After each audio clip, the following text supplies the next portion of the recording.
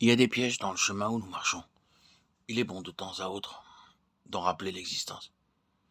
La parole de Dieu nous a conservé le souvenir de plus d'un homme de bien qui s'est laissé prendre ou n'a échappé que de justesse.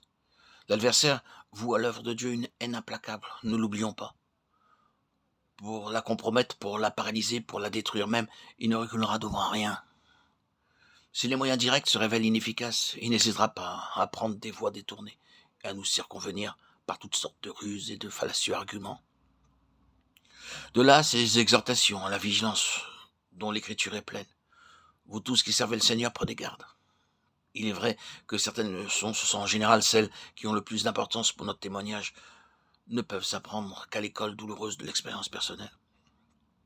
Mais cela ne dispense pas de faire notre profit de l'expérience des autres et de nous laisser éclairer par un exposé à la fois spirituel et pratique de la parole de Dieu. S'il nous était possible d'ouvrir les yeux aux facteurs spirituels qui sont à l'origine des événements, nous serions étonnés de constater à quel point l'histoire se répète, malgré les formes changeantes dont nous la voyons revêtue. C'est une chose mauvaise que de se glorifier mal à propos. Le roi Ézéchias tomba dans ce piège. Il avait été malade, bien malade. Sans une intervention de Dieu, il ne serait jamais relevé. C'est à l'un de ces actes de Dieu, en réponse à la prière de la foi, qu'il doit sa guérison et la prolongation de vie qui lui est accordée. Le voilà donc sur pied. Il va se remettre à l'œuvre pour poursuivre le ministère important que Dieu lui a confié. Encore sous le coup de son expérience magnifique, il s'abandonne à une joie immodérée, sans se douter que l'ennemi le guette et va l'entraîner bientôt, en parole et en acte, au-delà des limites de la discrétion. C'est là un complot savamment conçu qui se présente à Ézéchias sous les dehors d'un témoignage de sympathie.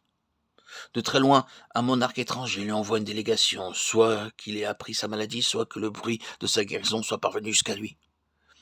Ces hommes apportent à Ézéchias, de la part du roi de Babylone, de cordiales salutations avec un gage tangible, des bons vœux de leur maître ou de ses félicitations.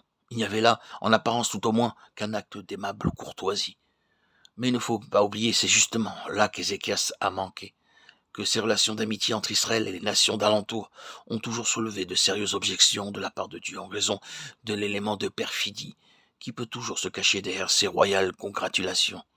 Le cœur des rois n'est pas moins tortueux que celui des simples mortels. Et le jour où la raison d'État entre en jeu, l'intérêt fait bon marché de l'amitié. Et ceux qui se sont laissés amadouer en sont pour leurs frais.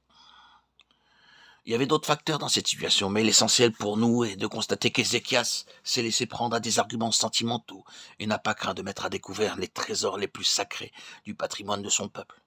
Les hommes auxquels il offre ce spectacle, incapables d'en apprécier la vraie valeur, ne pouvaient jeter sur ces choses qu'un regard charnel. La cupidité ne devait pas tarder à s'en mêler. Et ainsi, les choses saintes n'auront servi, dans le cas particulier, qu'à stimuler les activités de la chair. Lisez cette histoire dans le chapitre 20 de Deux Rois et vous verrez le rôle que joua l'acte inconsidéré d'Ézéchias dans le drame national qui devait se dérouler quelques générations plus tard. Que représentent-elles donc ces choses de prix? Cet argent, cet or, cette huile précieuse, ces aromates, cet arsenal. Il y avait là un peuple dont les relations avec Dieu avaient un caractère spirituel tout à fait spécial. Ces trésors n'étaient autres que les trophées de sa vie intérieure. Le feu de l'épreuve avait passé sur cet or, comme sur eux. Et du creuset de l'expérience, il était sorti quelque chose de glorieux. Cette action constante du Saint-Esprit est évoquée par l'huile sainte, en sorte que tout ce qu'Israël avait de précieux était concrétisé là. La chair n'a pas le droit de regarder à ces choses. On n'en doit pas faire montre à ceux du dehors. En outre, ce sont des biens dont on ne doit pas tirer gloire pour ce qu'ils sont en eux-mêmes, pas plus que des bénédictions, des qualités spirituelles, des richesses spirituelles, des dons spirituels. Ce sont des choses sacrées et elles ne peuvent conserver ce caractère que si on les maintient toujours dans la relation la plus étroite avec celui qu'elles rappellent. Car après tout, ce sont ses perfections à lui, et si nous en avons notre part, ce n'est pas pour les exhiber ou pour exciter la curiosité malsaine des gens du dehors. Ce qui résulte de nos crises spirituelles ou d'un long commerce avec Dieu ne peut pas être expliqué à quelqu'un qui n'est pas spirituel. Et l'on ne saurait en faire état pour obtenir des avantages ou des faveurs. Ce ne sont pas des instruments de publicité dont on peut tirer parti pour faire impression sur son entourage. Nous ne voulons pas dire par là qu'il soit nécessairement déplacé de se glorifier dans le Seigneur. Mais il y a une façon de rendre témoignage à la puissance de Dieu avec à-propos et sobriété, qui est tout à fait légitime. Mais devant des personnes qui n'ont pas fait l'expérience de la croix et qui en sont encore à marcher selon la chair, il y a des choses qui ne peuvent pas être dévoilées sans danger. Elles risquent d'exciter une curiosité de mauvais aloi et des appétits charnels. Le Seigneur lui-même ne se fiait pas aux hommes dans ces choses-là, parce qu'il savait ce qui était dans l'homme. Il est arrivé plus d'une fois que des renseignements d'un caractère spirituel parvenus à des personnes charnelles ont été exploités par l'ennemi pour réduire à néant le vrai témoignage de Jésus. Pour qui possède les richesses de Christ, l'ombre de la croix est le seul lieu où l'on puisse en faire un usage licite. Il ne faut pas oublier que la chair est toujours prête à courir après la puissance, la gloire, l'influence, le prestige, la réputation, la possession personnelle.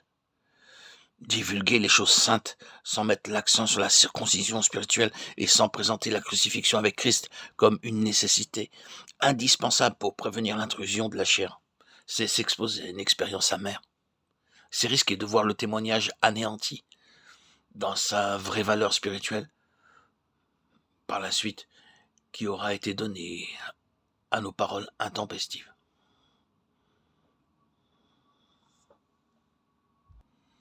Le deuxième exemple, bien sûr, est une mise en garde contre l'intérêt plein de sollicitude que nous témoignent occasionnellement ces personnes étrangères à la vie de l'esprit. Nous en trouvons un type au chapitre 4 du livre d'Esdras.